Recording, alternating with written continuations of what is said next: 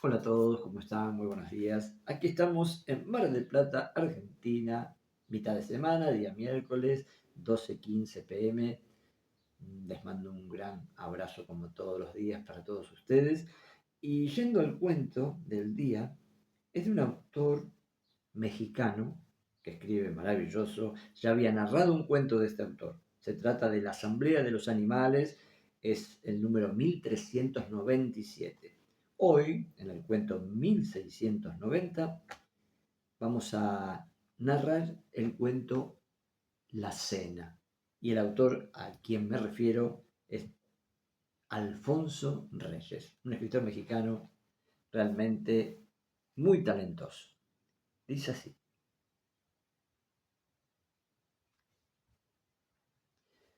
tuve que correr a través de calles desconocidas.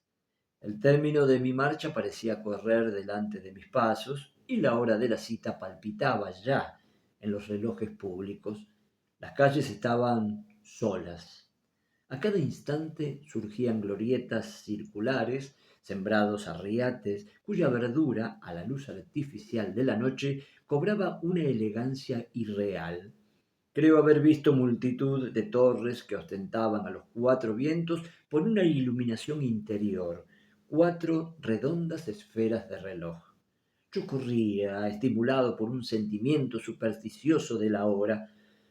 Sí, las 9 campanadas, me dije. Si me llegan a sorprender sin tener la mano sobre la aldaba de la puerta, algo funesto acontecerá. Y corría frenéticamente, mientras recordaba haber corrido a igual hora por aquel sitio y con un anhelo semejante. ¿Cuándo? Al fin los deleites de aquella falsa recordación me absorbieron de manera que volví a mi paso normal sin darme cuenta. De cuando en cuando, desde las intermitencias de mi meditación, veía que me hallaba en otro sitio y que se desarrollaban ante mí nuevas perspectivas de focos, de placetas sembradas, de relojes iluminados. No sé cuánto tiempo transcurrió en tanto que yo dormía en el mareo de mi respiración agitada. De pronto 9 campanadas sonoras resbalaron con metálico frío sobre mi epidermis. Mis ojos, en la última esperanza, cayeron sobre la puerta más cercana. Aquel era el término. Entonces, para disponer mi ánimo, retrocedí hacia los motivos de mi presencia en aquel lugar. Por la mañana el correo me había llevado una esquela breve y sugestiva. En el ángulo del papel se leían manuscritas las señas de una casa. La fecha era del día anterior. La carta decía solamente: Doña Magdalena y su hija Amalia esperan a usted a cenar mañana a las 9 de la noche. Ah, si no faltara. Ni una letra más. Yo siempre consiento en las perspectivas de lo imprevisto. El caso, además, ofrecía singular atractivo. El tono, familiar y respetuoso a la vez, con que el anónimo designaba a aquellas señoras desconocidas. Ah, si no faltara. Tan vaga y tan sentimental que parecía suspendida sobre un abismo de confesiones, todo contribuyó a decidirme. Y acudí con el ansia de una emoción informulable. Cuando a veces, en mis pesadillas, evoco aquella noche fantástica, me parece jadear a través de avenidas de relojes y torreones solemnes con esfinges de la calzada de algún templo egipcio. La puerta se abrió. Yo estaba vuelto a la calle y vi de súbito caer sobre el suelo un cuadro de luz que arrojaba, junto a mi sombra, la sombra de una mujer desconocida.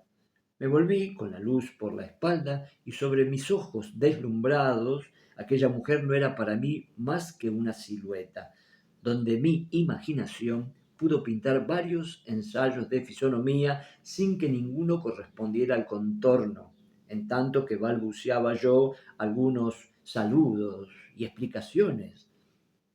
Pase usted, Alfonso. Y pasé, asombrado de oírme llamar como en mi casa. Fue una decepción el vestíbulo.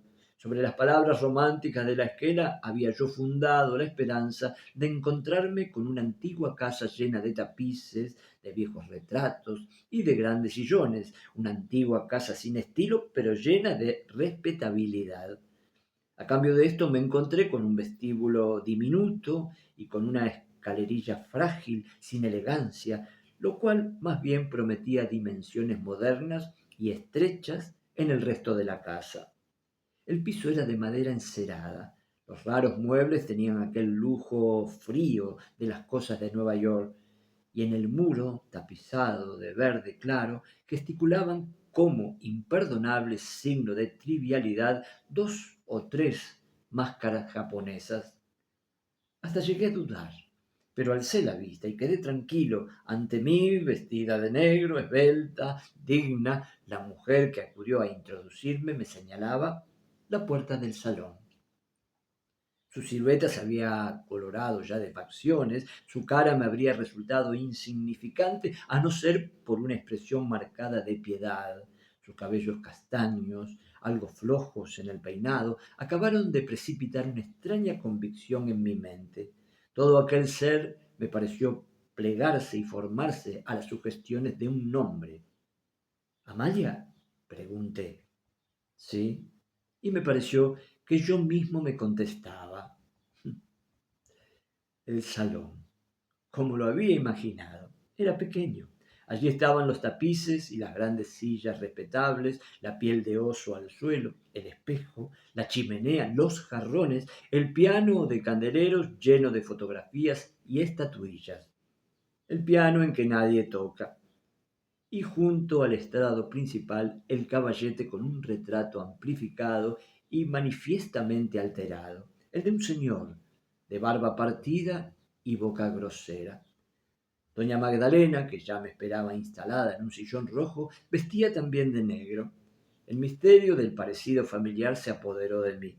Mis ojos iban inconscientemente de doña Magdalena a Amalia. Doña Magdalena, que lo notó, ayudó mis investigaciones con alguna explicación oportuna. Lo más adecuado hubiera sido sentirme incómodo, manifestarme sorprendido, provocar un comentario, pero doña Magdalena y su hija Amalia me hipnotizaron desde los primeros instantes con sus miradas paralelas. Doña Magdalena era una mujer de 60 años, así es que consintió en dejar a su hija los cuidados de la iniciación. Amalia charlaba, doña Magdalena me miraba, yo estaba entregado a mi ventura. A la madre tocó, es de rigor, recordarnos que era ya tiempo de cenar. En el comedor la charla se hizo más general y corriente. Yo terminé por convencerme de que aquellas señoras no habían querido más que convidarme a cenar, y a la segunda copa de chablis me sentí sumido en un perfecto egoísmo del cuerpo lleno de generosidades espirituales. Charlé, reí y desarrollé todo mi ingenio tratando interiormente de disimular la irregularidad de mi situación. Hasta aquel instante las señoras habían procurado parecerme simpáticas. Desde entonces sentí que había comenzado yo mismo a serles agradable. El aire piadoso de la cara de Amalia se propagaba por momentos a la cara de la madre. La satisfacción, enteramente fisiológica, del rostro de doña Magdalena descendía a veces al de su hija. Parecía que estos dos motivos flotasen en el ambiente, volando de una cara a la otra. Nunca sospeché los agrados de aquella conversación. Yo me sentía tan a mi gusto como en casa de alguna tía viuda y junto a alguna prima amiga de la infancia que ha comenzado a ser solterona. Al principio, la conversación giró toda sobre cuestiones comerciales, económicas, en que las dos mujeres parecían complacerse. No hay asunto mejor que este cuando se nos invita a la mesa en alguna casa donde no somos de confianza. Después, las cosas siguieron de otro modo. Todas las frases comenzaron a volar como alrededor de alguna lejana petición. Todas tendían a un término que yo mismo no sospechaba. En el rostro de Amalia apareció al fin una sonrisa aguda, inquietante. Su boca palpitaba, a veces con el ansia de las palabras, y acababa siempre por suspirar. Sus ojos se dilataban de pronto, fijándose con tal expresión de espanto o abandono en la pared que quedaba a mis espaldas, que más de una vez asombrado volví el rostro yo mismo. Pero Amalia no parecía consciente del daño que me ocasionaba. Continuaba con sus sonrisas, sus asombros y sus suspiros, en tanto que yo me estremecía cada vez que sus ojos miraban por sobre mi cabeza. Al fin se entabló entre Amalia y doña Magdalena un verdadero coloquio de suspiros. Yo estaba ya incómodo, y sobre los muros se proyectaban las sombras desteñidas de las dos mujeres. Me invadió una intensa depresión, y un principio de aburrimiento se fue apoderando de mí, de lo que vino a sacarme esta invitación insospechada. ¿Vamos al jardín? Esta nueva perspectiva me hizo recobrar mis espíritus. Me condujeron a través de un cuarto cuyo aseo y sobriedad hacía pensar en los hospitales. En la oscuridad de la noche pude adivinar un jardincillo breve y artificial, como el de un camposanto. Nos sentamos bajo el emparrado. Las señoras comenzaron a decirme los nombres de las flores que yo no veía, dándose el cruel deleite de interrogarme después sobre sus recientes enseñanzas. Mi imaginación, destemplada, no hallaba reposo. Apenas me dejaba escuchar y casi no me permitía contestar. Las señoras sonreían, yo lo adivinaba, con pleno conocimiento de mi estado. Comencé a confundir sus palabras con mi fantasía. Sus explicaciones botánicas, hoy que las recuerdo, me parecen monstruosas, como un delirio. Creo haberles oído hablar de flores que muerden y de flores que besan, de tallos que se arrancan a su raíz y trepan como serpientes hasta el cuello. La oscuridad, el cansancio, la cena, el chablis, la conversación misteriosa sobre flores que yo no veía, y aún creo que no las había en aquel raquítico jardín, todo me fue convidando al sueño, y me quedé dormido sobre el banco, bajo el emparrado. Pobre capitán, oí decir cuando abrí los ojos. Lleno de ilusiones marchó a Europa. Para él se apagó la luz. En mi alrededor reinaba la misma oscuridad. Un vientecillo tibio hacía vibrar el emparrado. Doña Magdalena y Amalia conversaban junto a mí, resignadas a tolerar mi mutismo. Era capitán de artillería, me dijo Amalia, joven y apuesto, si los hay. Su voz temblaba, y en aquel punto sucedió algo que en otras circunstancias me habría parecido natural, pero entonces me sobresaltó y trajo a mis labios mi corazón. Las señoras, hasta entonces, sólo me habían sido perceptibles por el rumor de su charla y de su presencia. En aquel instante alguien abrió una ventana en la casa y la luz vino a caer, inesperada, sobre los rostros de las mujeres. Y, oh cielos, los vi iluminarse de pronto, autonómicos, suspensos en el aire, perdidas las ropas negras en la oscuridad del jardín y con la expresión de piedad grabada hasta la dureza en los rasgos. Eran como las caras iluminadas en los cuadros de Chávez, el viejo, astros enormes y fantásticos. Salté sobre mis pies sin poder dominarme ya. Esperé, espere, espere. Espere usted, gritó entonces doña Magdalena, aún falta lo más terrible. Y luego, dirigiéndose a Amalia, hija mía, continúa. Este caballero no puede dejarnos ahora y marcharse sin oírlo todo. Y bien, dijo Amalia, el capitán se fue a Europa. Pasó de noche por París, por la mucha urgencia de llegar a Berlín. Pero todo su anhelo era conocer París. En Alemania tenía que hacer no sé qué estudios en cierta fábrica de cañones. Al día siguiente de llegado perdió la vista en la explosión de una caldera. Yo estaba loco, quise preguntar, ¿qué preguntaría? Quise hablar, pero ¿qué diría? ¿Qué había sucedido junto a mí? ¿Para qué me habían convidado? La ventana volvió a cerrarse y los rostros de las mujeres volvieron a desaparecer. La voz de la hija resonó. Ay, entonces, y solo entonces fue llevado a París. A París, que había sido todo su anhelo. Figúrese usted que pasó bajo el arco de la estrella, pasó ciego bajo el arco de la estrella, adivinándolo todo a su alrededor. Pero usted le hablará de París, ¿verdad? Le hablará del París que él no pudo ver. Le hará tanto bien. Ah, si no faltara, le hará tanto bien. Y entonces me arrastraron a la sala, llevándome por los brazos como a un inválido. A mis pies se habían enredado las guías vegetales del jardín. Había hojas sobre mi cabeza.